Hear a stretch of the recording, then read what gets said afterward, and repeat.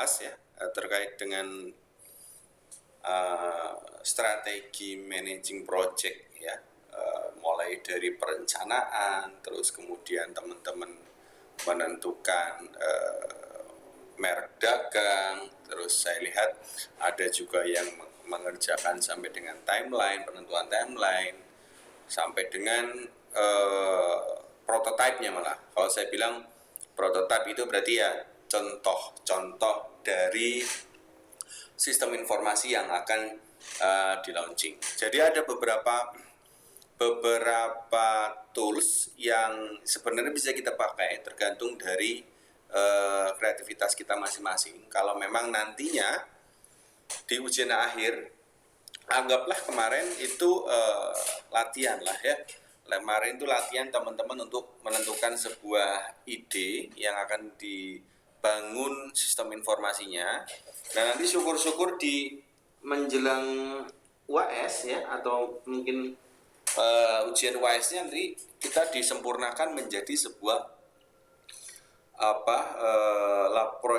laporan project yang konkret ya.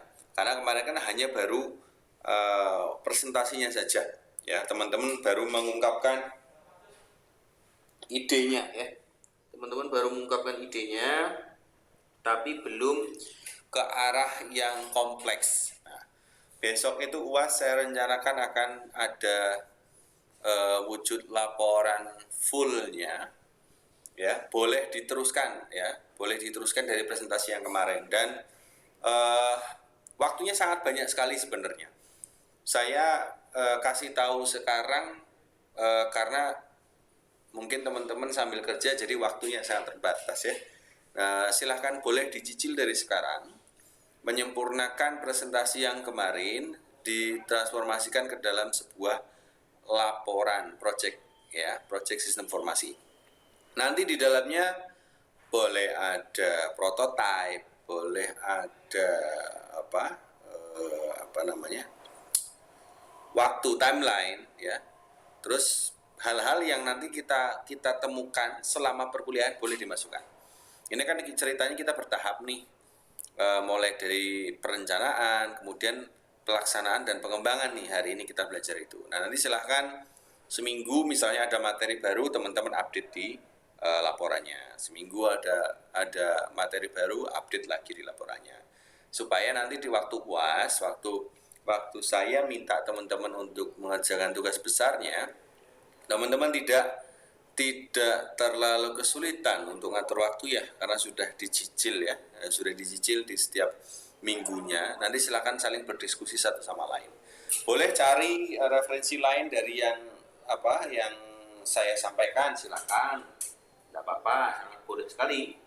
Mungkin pakai yang ahli pakai Photoshop boleh, buat prototipe pakai Photoshop kan bisa, Corel juga boleh. Jadi prototipe itu nanti tampilan dari sistem informasi yang akan teman-teman kembangkan ya. Kayak kemarin kan ada yang ngomongin tentang menunya fitur dari sistem informasi ya, yang mereka presentasikan. Nggak tahu kelompok pertama kayak kalau nggak salah ya, yang minggu lalu tuh dia memaparkan terkait dengan fitur yang ada di setiap tombolnya, home apa aja, profile apa aja, about us apa aja, menu apa aja, kan sudah saya koreksi itu sedikit, sudah kita diskusikan. Nah teman-teman bisa bikin kayak gitu, jadi bikin kayak semacam sebuah desain yang menggambarkan seolah-olah itu ada websitenya. Itu namanya prototype ya, walaupun memang belum ada barangnya, tapi minimal kita sudah membuat sebuah perencanaan proyek yang konkret ya. Saya minta nanti teman-teman untuk melakukan itu perlahan lah. Kalau di semester ini kan semester 5 ya kalau nggak salah ya, semester 5, semester 6, ataupun nanti waktu tugas akhir, teman-teman sudah tidak lagi memikirkan gimana sih cara bikin prototype, gimana cara bikin desain, gimana cara membuat timeline. Saya rasa teman-teman tidak kesulitan ketika sudah mengerjakan di semester ini, di mata kuliah ini ya. Nanti juga akan sangat membantu teman-teman dalam mengerjakan tugas akhir. Ya, kalau nggak tahu namanya apa di kampus, tugas akhir ya. Jadi kan tugas akhir itu sama aja kayak proyek sebenarnya. Teman-teman harus punya timeline, harus ditaati. Nah itu minimal akan sangat berguna jika nanti teman-teman di akhir perkuliahan. Oke, yang pertama kita akan ngomong atau ngobrol terkait dengan life cycle proyek. Ya, secara umum ada 4 fase proyek: perumusan masalah, mencari solusi, melaksanakan solusi, memonitor hasil. Sengaja ini saya letakkan di bagian keempat ini setelah presentasi kemarin, karena saya mau teman-teman ada experience dulu, ada pengalaman dulu dalam membuat sebuah perencanaan proyek, barulah kita bicarakan terkait dengan teorinya atau hal-hal yang mengatur di dalamnya. Teman-teman sudah bisa merumuskan masalah kemarin. Oh ya, oke. Kemarin ada yang merumuskan masalah. Di situ ada produksi yang mungkin tidak terjual secara maksimal. Produksi makanan misalnya. Makanan kan tidak bisa bertahan lama, tapi bahan baku terus masuk. Mau nggak mau bahan baku masuk ya harus kita produksi dan kita jual. Nah, ketika teman-teman tahu itu sebuah masalah di era pandemi sekarang, dengan tidak adanya atau jarangnya orang datang ke outlet, maka teman-teman bisa mengambil jalan untuk fokus ke ranah delivery order. Ya, teman-teman membuat sebuah rancangan di mana hal tersebut memanfaatkan atau memaksimalkan potensi dari pekerja masing-masing, atau hal lain, misal contoh dengan memaksakan semua pegawai jadi driver atau dari kurir delivery order, kita bisa mampu menjaga stabilitas dari perputaran ekonomi kedai atau warung katakanlah ya, atau outlet katakanlah. Nah, itu merupakan masalah-masalah yang menjadi pokok ketika teman-teman memutuskan untuk memfokuskan kepada delivery order. Ini saya hanya mengambil contoh saja. Saya tidak melihat itu presentasi saya apa, tapi saya hanya mengambil contoh saja. Dan itu bisa diterapkan ke dalam usaha-usaha lain sebenarnya. Merumuskan masalah yang ada. Ya, tadi masalahnya COVID. Jarang yang datang ke outlet. Kemudian setelah jarang ada orang datang ke outlet, masukan berkurang. Kita harus gaji orang nih. Gimana nih? Bahasanya, kalau bahasa umumnya, kita mau pecat atau mau pertahankan. Cost-nya masuk nggak? Kalau kita pertahankan, mereka masuk nggak? Cost-nya di kita. Kalau kita pecat, kita produksinya bagaimana? Nah, itu kalau seperti itu kan masalah tuh. Rumuskan masalah yang ada di dalam sebuah organisasi itu. Oh, saya punya masalah di produksi. Produksi saya kurang, tapi saya mau fokus ke online misal katakanlah. Oke. Tapi kita harus bandingkan antara memanfaatkan jasa si pegawai, kalau yang waktu itu minggu lalu kita ngomong waiters lah ya. Manfaatkan jasa waiters untuk kurir delivery order, atau kita bekerja sama branding dengan ojek online yang sudah ada. Nah, itu kan secara ekonomis harus dihitung. Jangan asal tancap. Oh ya, oke. Kita kerjasama sama ojek online misalnya katakanlah. Ya dilihat aja. Kalau kita kerjasama dengan ojek online berarti ada job yang akan berkurang untuk si pegawainya, teman-teman, atau pegawai di dalam toko itu. Nah, ketika semua berkurang, apakah ya cukup dengan produksi saja si waiters ya? Apakah ya kita libatkan di dalam produksi saja itu akan menutup uang operasional kita? Nah, itu salah satu. Kalau ngomong rumusan masalah, banyak banget orang pasti punya masalah banyak banget di dalam usahanya. entah itu tantangannya, eh, yang berhubungan dengan personalitas, ya diri kita sendiri atau bahkan lingkungan di luar kita, eksternal. Nah itu harus teman-teman bisa deskripsikan, harus bisa rumuskan masalah itu. Kemudian setelah teman-teman bisa rumuskan, nah ini solusinya bagaimana nih? Solusinya gimana terhadap masalahnya? Tadi kalau misalnya ternyata rumusannya adalah masalahnya adalah oke, kita kita nggak punya pelanggan nih COVID-19 nih, nggak ada orang berkunjung, nggak ada orang visit ke sini. Terus kemudian masalahnya sudah ketemu, kita cari solusi untuk delivery order, barulah solusi itu kita setelah diidentifikasi solusinya itu kita bandingkan. Solusi itu masing-masing alternatif itu kita lihat mana yang positif, mana yang negatif. Ya simpelnya kalau saya kasih contoh lanjutan tadi supaya teman-teman ada gambaran. Katakanlah kalau tadi saya cerita saya ambil Gojek misalnya atau saya ambil driver online untuk delivery order, kurir delivery order. Nah, orang yang menjadi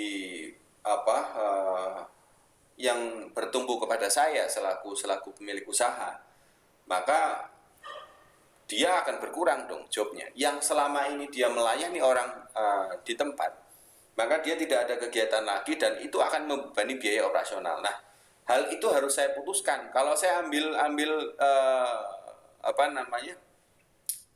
kemitraan dari ojek online, ya maka mau nggak mau saya harus memutuskan untuk pengurangan karyawan. Nah itu adalah sebuah solusi yang tentu barangkali membuat dampak, memunculkan dampak. Sudah pasti barang tentu. Ada yang bisa diambil keputusan berdampak kepada pegawai itu sendiri. Atau bahkan misal contoh saya ambil keputusan, oke, saya mau memanfaatkan atau memaksimalkan potensi karyawan untuk delivery order, kurir delivery order. Yang menjadi dampak siapa? Kita harus ekstra cost untuk membeli kendaraan, motor misal, kita sewa atau kita kredit. Berarti kan cost kita bertambah lagi. Kita memanfaatkan ojek online, pengurangan pegawai. Kita memanfaatkan pegawai, kekurangan sarana prasarana, kekurangan alat untuk delivery ordernya. Nah itu kan resiko, ya, resiko yang harus ditanggung oleh seorang project manager. Nah, ketika solusi itu sudah dicari, maka pelaksanaannya ini harus sesuai dengan perencanaan itu. Ya minimal kalau geser-geser sedikit, oke lah, nggak apa-apa. Tapi kurang lebihnya segala sesuatu harus kita pikirkan berdasarkan resiko yang ada. Apalagi teman-teman ini ada juga yang usaha kan ya, ada yang jualan online, ada yang di stand, kemarin saya tanya itu kan. Segala resiko tentunya harus difikirkan. Resiko jualan di pinggir jalan misalnya, oke mungkin ada satpol atau apa, nah itu bisa dipertimbangkan. Sekarang kalau resikonya orang jualan di toko atau ruko, ya risikonya harus ngeluarin duit ekstra untuk penyewaan. Ya itu segala sesuatunya harus kembali kepada kemampuan kita masing-masing sehingga monitoringnya ini bisa sesuai. Ya, gimana monitoring? Oh, berarti kalau tadi saya bilang saya mau memaksimalkan teman-teman dari pegawai itu saya akan butuh ekstra budget lah untuk beli motor, untuk sewa motor. Nah ketika saya harus sewa motor, apakah dana itu cukup lagi nutupin lagi untuk operasional? Nah itu monitoring. Ketika kita monitoring segala sesuatu yang kita lakukan, oh ternyata kok tidak sesuai ya. Nah wong Jawa ngomong ora cucuk ya. Tidak sesuai atau tidak cocok dengan operasional kita. Kebanyakan motor, orangnya banyak, pegawainya banyak, yang harus nganter banyak, pesanannya nggak ada. Waduh, oke lah. saya sudah monitoring ini, saya sudah putuskan, saya nggak jadi deh, nggak jadi memanfaatkan eh, pegawai nambah motor karena nggak cocok atau nggak cocok, nggak match, tidak match dengan apa, dengan pesanan yang ada. Oke, berarti untuk sementara untuk mengatasinya adalah saya harus bekerja sama dengan ojek online sebagai mitra delivery order. Nah, itu mau nggak mau, karena kita kalau nggak ada duit juga nggak bisa gaji karyawan dong. Itu sesuatu yang real, make sense, dan memang itu perlu dipikirkan oleh seorang project manager. Ya, itu 4 fase proyek yang mungkin secara personal teman-teman harus pegang itu kuat-kuat. Jangan sampai kita bikin usaha atau bikin bikin usaha lah, terutama lah. Jangan sampai tanpa ada masalah yang diungkapkan sebagai rumusan masalah, kemudian tanpa ada solusi. Nah, yang paling penting actionnya, melaksanakan solusinya nggak ada, nggak dimonitoring pula, kan repot. Ya. Oke, itu terkait dengan proyek secara umum. Kemudian selanjutnya di sampingnya ada pembangunan sistem informasi. Life cycle proyek meliputi yang sistem informasi loh ya. Kalau yang tadi ada proyek secara general. Ya, yang pertama adalah tahap penemuan, discovery phase. Ya, penemuan ketika kita menyusun atau membuat sebuah sistem informasi yang terkait dengan produk kita atau produk klien kita, ya kita harus cari dulu masalah yang tadi yang saya sampaikan, rumusan masalahnya. Penemuan, kalau di sini bahasanya penemuan ya. Apa yang kita temukan di dalam sebuah permasalahan yang terkait dengan sistem informasi. Entah itu sistem informasinya sudah ada, kemudian kurang sempurna, terus apalah misalnya nggak ada menunya katakan. Oh gitu, ini temuan nih. Maka sistem informasi ini harus kita rubah. Kayak kemarin waktu kita diskusi tuh, waktu presentasi, ada yang memunculkan order menu di kontak us. Nah itu kan sebuah temuan. Wah ini nggak bisa nih kayak gini. Harusnya alangkah baiknya kalau si menu itu langsung pemesanan itu langsung ikut ke menu, bukan di kontak us, kan begitu. Itu sebuah penemuan. Nah itu ya, teman-teman harus jeli dan terbiasa untuk melihat sebuah sistem informasi. Jadi sering-seringlah ngelihat sistem informasi, ngelihat website, dilihat-lihat apa sih ini fiturnya, keunggulannya apa, kelemahannya apa. Nah teman-teman harus sering-sering supaya peka nih kalau ngelihat kita bukan dalam maksud untuk cari kesalahan, bukan, tapi dalam mengevaluasi apa yang kita kerjakan, itu kita perlu mengambil sebuah referensi dari produk lain ya, amati, tiru, dan modifikasi gitu aja. Kemudian tahap konsep. Nah setelah ada penemuan itu teman-teman konsep ulang ya, atau mungkin rekonsep atau dikonsep sebagai konsep tambahan atau bahkan dimulai dari nol. Itu tergantung sejauh mana misunderstandingnya atau kesalahan dari sistem yang lama itu terjadi. Ya, bisa jadi mungkin kita ngambil tahap konsepnya itu kita ambil tidak terlalu banyak karena memang yang dirubah juga nggak terlalu besar di dalam sebuah sistem informasi, bisa jadi. Atau bahkan kita juga bisa bentar ya teman-teman ya.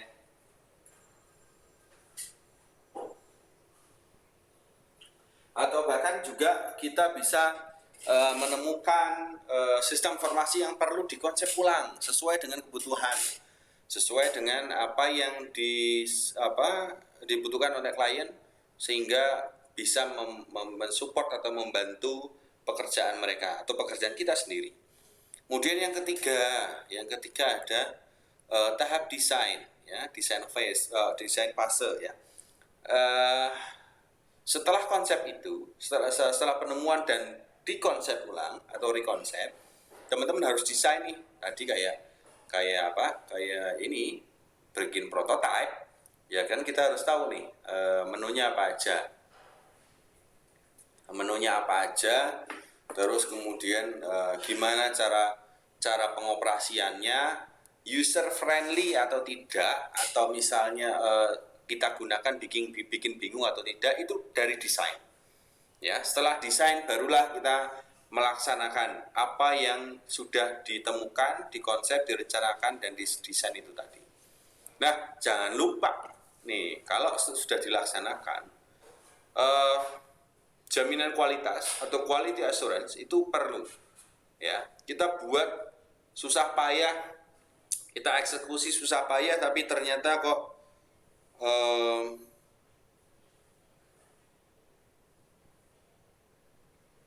ya ada yang WhatsApp ke saya katanya suara saya putus-putus ya. Yang lain gimana? Suara saya lancar enggak? Di saya. Di punya kamu aja. Yang lain gimana? Lancar, Pak. Lancar ya wes nanti Lancar, ya. Pak. Nanti yang putus-putus Lancar, Pak. Sedikit kurang keras, Pak. Ya, lancar. Nanti yang putus-putus lihat recordingnya aja ya. Ntar saya share. Belum saya upload kok. Pak. Ya, oke.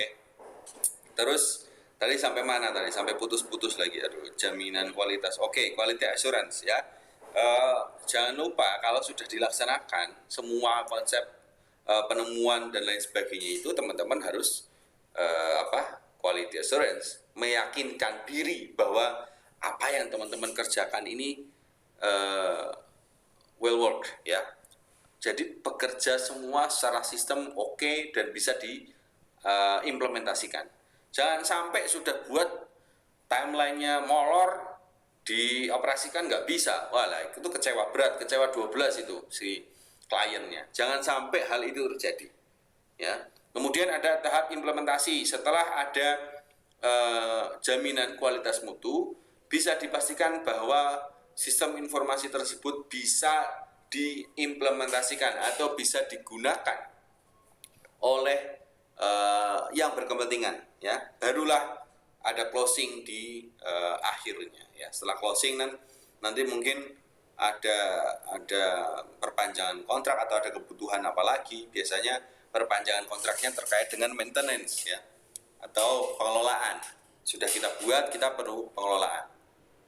Oke, yang pertama tahap analisis informasi. Pada tahap ini, tim membuat sistem akan menganalisis permasalahan. Ya, ini kita mulai bahas satu-satu ya. Dengan menyusun studi kelayakan. Ya, kalau ini ada beberapa menurut MSILUT ada 6 dimensi kelayakan. Tahapan analisis ini yang pertama kelayakan teknis, ya, analisis hardware, software, dan organisasi. Kenapa harus analisis organisasi? Karena sistem informasi itu yang akan merepresentasikan, yang merepresentasikan organisasi tersebut. Contoh misal ada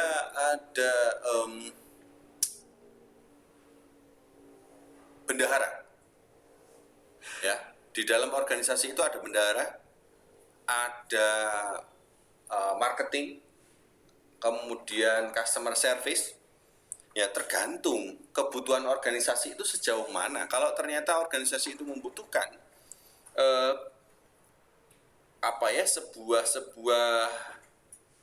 sebuah ini, kenapa ini pakai dihapus pesannya? Gak usah dihapus, saya udah baca tadi, makanya saya ngomongin sinyal. Kalau misalnya dalam organisasi itu bendahara membutuhkan sebuah akses ke bagian marketing, karena untuk mencatat transaksi yang masuk oleh bagian marketing, orang-orang marketing, maka berarti sistem informasi itu harus melakukan sebuah integrasi, sebuah sistem yang memwujudkan sebuah sistem yang terintegrasi antara bagian satu dengan bagian yang lain, karena masing-masing memiliki kebutuhan. Di dalam organisasi ada yang butuh orang-orang bendahara atau keuangan mengakses file marketing, ada.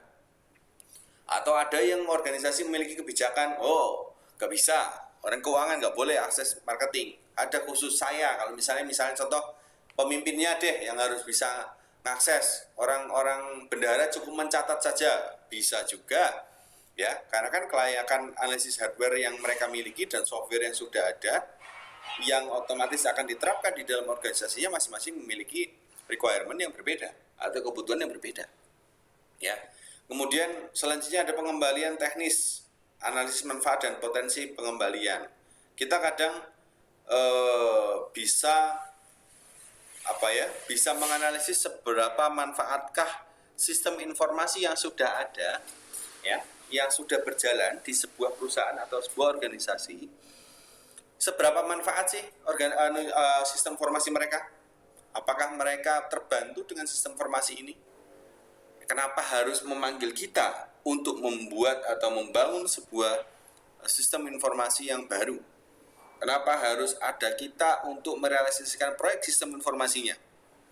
Ya, maka di situ harus ada analisa manfaat dari sistem informasi yang lama. Kalau ternyata tadi deh bendahara harus akses ke marketing, tapi ternyata aplikasi yang ada itu bendahara nggak bisa akses ke marketing, maka menurut atasan mereka, wah ini aplikasi nggak manfaat, saya nggak mau. Nah, mungkin itu yang akan menjadi hal penting yang harus teman-teman tangkap dari organisasi itu. Apapun, ya organisasi, kantor. Artinya kalau saya ngomong organisasi, ya kantor pun juga organisasi, karena di situ ada bagian-bagian, ada organnya yang bekerja. Kemudian ada pengembalian non-ekonomis, ya. Analisis manfaat pengambilan tidak dapat diukur secara finansial. Tadi kalau kita obrolin keduanya ini saling berkaitan. Ya kalau misalnya pengembalian teknis kan tadi terkait dengan kebermanfaatan, terus kemudian nilai ekonomis salah satunya yang akan memunculkan komplain biasanya. Ya kalau non teknis ada yang hal-hal yang sifatnya di luar teknis lah. Kadang kita memiliki hubungan yang baik dengan relasi kita sendiri, atau ada mau kasih bonus fitur apa misal di informasi boleh di situ ya. Oke, kemudian yang selanjutnya ada hukum dan etika ya, otomatis dong kita harus memiliki culture yang baik. Gini, kita tidak bisa memaksakan apa yang kita pikirkan kepada orang lain, terutama klien kita. Kalau kita membuat sebuah karya yang dinilai secara profesional oleh klien kita, maka kita harus bekerja secara profesional juga. Jangan sampai kita buat sistem informasi yang biasanya, contoh biasanya Pak, kalau online store itu menunya ada di bawah, ada di bagian ujung lembar bawah di browser. Nah itu kalau misalnya ternyata kamu sering bikinnya begitu, silahkan, nggak apa-apa. Tapi jangan pernah paksakan itu kepada klien. Kita tidak tahu selera klien seperti apa, dan kita bisa jadi dalam memaksakan hal itu malah membuat klien tidak nyaman. Ya, dan hukum. Kalau kita ngomongin hukum, hitam di atas putih. Ada mungkin tanda tangan kontrak kerja ya, yang berdasarkan timeline itu tadi. Jadi goalnya sebuah proyek, diterima atau tidaknya sebuah proyek ya, dari proposal yang teman-teman kemarin sudah latih untuk buat itu, ketika saya contoh sebagai klien tidak setuju atau tidak make sense lah secara timeline, saya berhak menolak, dan itu artinya sangat-sangat memungkinkan untuk saya memutuskan hubungan kerja selaku klien selama belum bertanda tangan materai hitam di atas putih. Tapi kalau ternyata dengan timeline itu teman-teman sudah tanda tangan hitam di atas putih dan itu berbadan hukum, ya mau tidak mau teman-teman harus taatin. Maka ketika molor waktunya atau tidak sesuai pekerjaannya, kita harus terima resiko. Apapun itu, penalti kah? Biasanya penalti atau kita mengembalikan sekian persen uangnya, atau bahkan tergantung kesepakatan dari klausal dari kontrak itu sendiri. Biasanya begitu. Ya, di tahap analisis, hukum etika juga harus dianalisa. Bagaimana cara kerja mereka dan bagaimana hukum yang berlaku di dalam perjanjian kita. Kemudian operasional, analisis penerapan implementasi sistem ya. Secara operasional dianalisa dulu. Kemampuan kita berapa orang, kemudian requirement kita ya, sumber daya yang kita miliki itu ya banyak atau enggak, ahli coding atau enggak, misal katakanlah ya, atau ada orang manajemen atau tidak. Nah, kita harus tahu nih. Kemudian jadwal, dianalisa juga jadwal, batasan waktu, penyusunan sistemnya. Oke, ini yang pertama, tahap analisis. Kemudian tahapan pengembangan software. Yang pertama requirement analysis, ya, menyusun analisis kebutuhan. Requirement analysis merupakan lanjutan setelah yang pertama tadi. Jenis-jenis requirement, business requirement, stakeholders requirement, end user requirement, system requirement, dan software requirement. Yang pertama, business requirement. Pengembangan software tentu tadi saya sudah bilang bahwa yang namanya sistem informasi itu harus membantu organisasi, mempermudah pekerjaan sebuah organisasi atau sebuah perusahaan. Ya, maka di sini sangat penting sekali teman-teman harus memiliki kemampuan untuk menangkap masalah di dalam organisasi tersebut. Bisnis requirement-nya apa? Mereka itu butuh apa toh? Jangan sampai mereka itu butuhnya delivery order, tapi teman-teman kasih aplikasi yang kompleks dan nggak berfokus ke delivery order, ya parah. Karena bisnis requirement-nya sudah jelas, maka teman-teman juga tidak akan bingung dalam melaksanakan atau merancang proyek itu sendiri. Itu yang pertama, ya. Sisi klien, sisi bisnisnya mereka, kebutuhan bisnis mereka. Yang kedua, stakeholders requirement. Nah, setelah bisnis itu membutuhkan sesuatu yang mungkin bisa kita identifikasi, stakeholdersnya atau penggunanya kita juga harus identifikasi. Kalian maunya apa? Si pelaksana ini maunya apa? Harus kita saring, harus kita dapatkan informasi itu, karena itu akan menyesuaikan dengan bisnis requirement itu tadi. Itu stakeholder. Ya, jadi siapa yang berkepentingan di dalam organisasi itu dan di dalam organisasi kita selaku project manager. Ya, kita harus mengerti loh teman-teman. Orang-orang yang berkepentingan di klien kita, di perusahaan klien kita, dan orang-orang yang berkompeten di perusahaan kita dalam mengerjakan proyek itu harus balance. Teman-teman selaku project manager harus tahu, oh sana itu ada orang bagian A, bagian B, bagian C, bagian marketing, bagian pengelolaan atau bagian manajerial, bagian accounting dan sebagainya. Kita harus kenal juga organisasi kita. Kita harus tahu, oh saya punya programmer 2, saya punya accounting 1, saya punya orang manajemen 1, saya harus bisa membuat aplikasi ini sesuai dengan kaidah-kaidah manajemen, misalnya kayak gitu. Masing-masing dari stakeholder yang kita miliki atau orang stakeholders yang mereka miliki harus kita tahu. End user, siapa yang menggunakan, ya, siapa sih yang bakal pakai aplikasi ini? Apakah dia orang yang rewel, atau dia orang yang manut-manut saja? Dan kita harus menyesuaikan masing-masing bagian itu. Karena kalau tidak ya sudah, aplikasi itu juga tidak akan ada manfaatnya, ya. Kemudian ada sistem, ya, sistem requirement. Kalau sistem requirement itu sangat berkaitan dengan business requirement, ya. Sebuah bisnis itu proses bisnis yang ada itu akan membuat sebuah pola kebiasaan, dan kebiasaan yang sudah terpola itulah sistem. Misal contoh, kita kuliah sudah berpola bahwa kalau setiap kuliah harus ngeklik link Google untuk join di kelas. Itu selalu terulang terus, maka itu sudah bisa dibilang sebuah aktivitas yang tersistem. Karena sistem kita akan mengulang seperti itu. Jadi intinya di dalam sistem informasi itu harus ada sesuatu yang tersistem, yang bekerja, yang daily activity dilakukan secara berulang-ulang.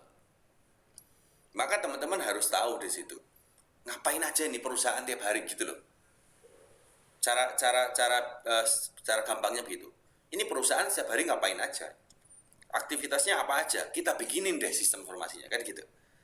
Dukunglah setiap hari, misalnya setiap hari saya jualan kopi misalnya. Oke, berarti setiap hari dia akan ada update stok kopi di dapur atau di belakang, terus kemudian ada pemesanan, itu kan akan daily activity, akan berulang terus.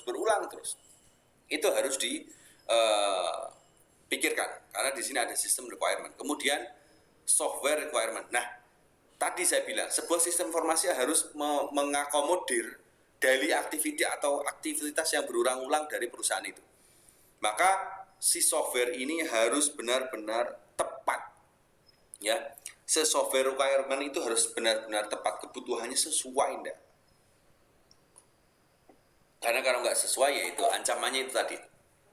Kita bisa dituntut untuk mengembalikan penalti atau hal-hal lain. Nah, itu bisa sangat-sangat bisa terjadi. Oke. Selanjutnya desain sistem dan software. Kita agak cepat aja ya kali ya. Saya kebetulan ada mungkin sampai 15 menit ke depan lah karena ada perlu. Saya akan coba cepat tapi kurang lebih akan masuk ke inti dari apa yang harus kita pelajari hari ini.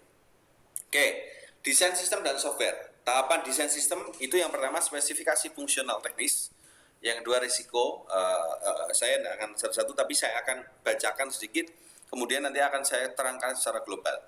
Spesifikasi fungsional teknis, risiko dan mitigasi, desain sistem, pemodelan, desain software, UML, desain antarmuka pengguna, dan desain database. Oke. Dari sekian ini, ya, saya akan terangkan secara general apa yang dimaksud dari semuanya ini. Yang berikutnya, yang kedua ini adalah desain sistem dan software. Maka di dalam sebuah aktivitas ini, itu berkelanjutan dari yang pertama tadi. Setelah kita tahu requirement masing-masing tadi, maka kita harus mulai melakukan desain sistem yang tentunya dalam melakukan desain itu mengedepankan kaidah fungsional yang ada. Kalau cara gampangnya lagi, aplikasinya harus bisa dipakai, harus gampang dipakai, harus bisa bantu orang. Aplikasinya harus gampang, harus enak dilihat, dan ini yang penting, tidak membuat orang bingung. Karena banyak orang yang mengembangkan aplikasi itu sak karepe dhewe, semaunya sendiri. Bikin menu di ujung, di pojok, kemudian bikin logo di tengah-tengah, kemudian bikin kontak us di bawah kiri. Wah, itu terserah mereka, tapi itu tidak akan membantu klien atau tidak akan membantu si pengguna, ya. Si pengguna tidak akan merasa terbantu, justru malah akan merasa, maaf, aplikasi ini nggak berguna, aplikasi ini nggak orang kanggo gitu. Maka di dalam sebuah desain sistem ini, di sini ada desain sistem, ada pemodelan, desain software. Tadi yang saya bilang prototipe itu tadi yang pertama, berkaitan. Desain antarmuka, ya, ini terkait dengan seni. Kemudian desain database. Desain database ya bisa, misalnya contoh tadi ada fitur pemesanan. Pemesanannya bisa diklik cepat atau enggak. Bisa update atau enggak ketersediaan barangnya. Kalau barangnya tidak diupdate, pemesanannya jalan terus, maka yang rugi juga toko. Toko nggak tahu, oh ini masih ada barangnya atau enggak, oh ini ready atau enggak, toko nggak pernah tahu. Ya akibatnya semua terhambat karena desain database-nya nggak baik. Itu secara umum. Tapi saya rasa mungkin teman-teman akan paham nanti seiring berjalannya waktu. Terus kemudian tahapan pengembangan software berikutnya ada pembangunan software. Pada tahap ini bentuk software yang akan digunakan pengguna mulai dibangun, ya. Otomatis dong, sudah tahap-tahap tadi, perencanaan tadi, kemudian analisa, software-nya mulai dibangun, digarap, mulai pengerjaan. Yang pertama ada pemrograman, yang kedua ada integrasi sistem. Pemrograman itu terkait dengan fungsi-fungsi dasar atau logik yang ada di sistem informasi itu. Katakanlah menampilkan database atau misalnya menampilkan data internal kantor dan lain sebagainya. Kemudian mengintegrasikan antara satu dengan yang lainnya, bagian satu dengan yang lainnya. Nah, itu terkait dengan database tadi biasanya. Database bagian A harus terhubung dengan bagian B. atau bahkan user interface dari menu harus interaktif, ya, bisa terintegrasi dengan beberapa menu lainnya atau beberapa fungsional lainnya. Nah, itu yang harus kita perhatikan. Nah, quality assurance kita ulangi lagi. Quality assurance sekali lagi kita harus perlu sampaikan bahwa pentingnya quality assurance itu kalau kita bilang project selesai nomor wahid lah. Karena banyak loh teman-teman. Misal contoh Mbak Wahyu bikinin aplikasi. Misalnya Mbak Wahyu bikin aplikasi sudah jadi, habis itu nih Pak sudah jadi selesai, silahkan pakai. Nggak boleh tuh biasanya kayak gitu. Karena kita harus benar-benar memastikan bahwa aplikasi itu benar-benar bisa dipergunakan, benar-benar bisa bekerja dan membantu. Kurang lebih konsep quality assurance seperti itu. Dokumentasi jangan lupa. Kenapa? Karena ibarat kata bangunan, kalau kita sudah buat bangunan itu dengan rapi dan selesai, kita dokumentasikan, sewaktu-waktu kita mau bongkar atau kita renovasi, itu akan menemukan titik-titik benangnya, atau biasanya kita sebut dengan dokumentasi itu blueprint. Kita ketemu nih, oh kabel listrik di sini, kemudian stop kontak di sini, lampu di sini. Nah, kalau sistem informasi berarti dia harus tahu pengembangannya dari menu apa saja. Pertama menu apa, kemudian fungsi dari menu itu apa aja. Nah, nanti di dalam kontak as misalkan, kontak as isinya apa aja? Oh, email, kemudian nomor telepon, WhatsApp, dan lain sebagainya. Kemudian di menu isinya apa aja sih? Menu-menunya plus sekaligus pemesanan. Nah, itu harus ada tuh. Harus ada dokumentasinya. Ya, minimal coding, seluruh codingnya ada, didokumentasikan.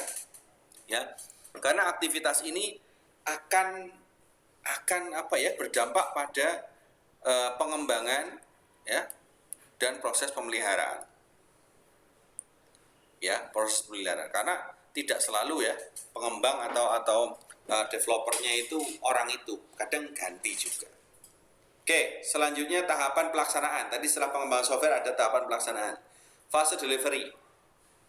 Ada bagian utama, deployment, pelatihan, produksi. Nah, ini saya gabung lagi, saya ringkas lagi cara penyampaiannya ya. Mulai dari deployment, pendistribusian software kepada pengguna. Jadi setelah aplikasi jadi, kita kasih ke pengguna, kita latih mereka, kita coba biasakan mereka untuk menggunakan. Apakah ini menurut mereka bekerja? Ya, apakah ini membantu organisasi mereka? Kita pastikan di dalam sebuah pelatihan tersebut, dan kita pastikan bahwa si user ini dapat menggunakan aplikasi kita dengan baik. Ya, otomatis dong setelah pelatihan, ya sepenuhnya produksi bagian terakhirnya kita kasih sudah, nih monggo silakan. Tidak ada revisi lagi. Setelah adanya pelatihan kok semua bisa oke. Biasanya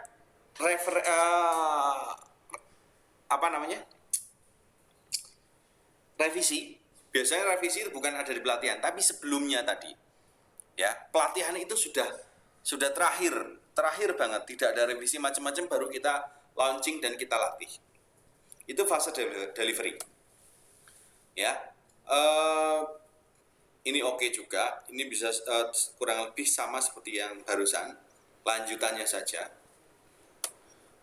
Implementasi sistem baru. Ya, ada 4 pendekatan dasar untuk menghentikan sistem lama. Nah, ini gini teman-teman. Tadi di awal saya bilang atau kita diskusi lah ya terkait dengan gimana sih membangun sebuah sistem kalau sebelumnya sistem itu sudah ada. Nah, ini yang bisa kita jadikan acuan ketika kita mau implementasi sistem baru dan menghentikan sistem yang lama. Ya, sistem lama. Maka percontohan 4 pendekatan ini bisa berupa percontohan serentak, bertahap, dan paralel. Yang sering dipergunakan oleh pengembang aplikasi, tapi pada perusahaan-perusahaan yang sifatnya krusial, ya biasanya mereka menggunakan sistem paralel. Sistem lama tetap jalan, bertahan, sementara sistem baru mulai dioperasikan dan dikembangkan. Jadi trial error terus, tapi sistem lama tetap jalan karena untuk menjaga operasional dari perusahaan itu sendiri.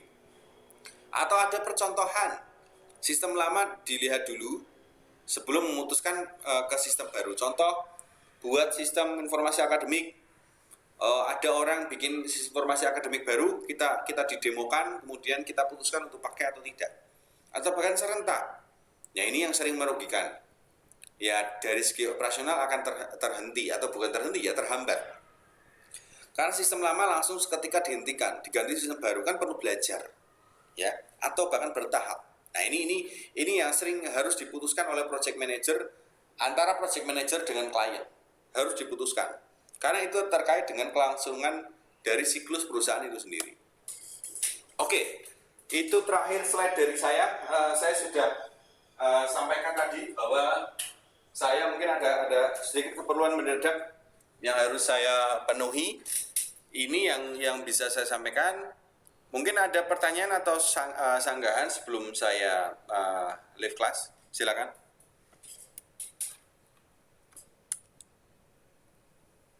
Ada Anda?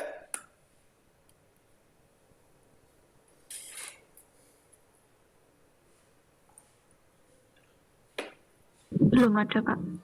Aman ya? Belum ada ya? Oke. Ritma udah pulang, Ritma? Sudah, Belum ada, Pak. Kirain tadi pulang jam berapa dari toko? Dari toko jam 3. Sip, oke. Ya udah, teman-teman, kalau tidak ada sanggahan atau pertanyaan, kurang lebihnya yang hari ini saya sampaikan bisa nanti menjadi bahan evaluasi dari pekerjaan teman-teman ya. Nanti dari topik-topik atau tema yang kemarin sudah dipresentasikan, silakan dilanjut dan dievaluasi berdasarkan apa yang sudah kita pelajari. Oke, sekali lagi saya ucapkan terima kasih dan mohon maaf saya harus meninggalkan kelas terlebih dahulu. Terima kasih sekali lagi semuanya. Selamat sore. Assalamualaikum warahmatullahi wabarakatuh. Waalaikumsalam. Assalamualaikum warahmatullahi wabarakatuh. Oke, sama-sama. Makasih ya.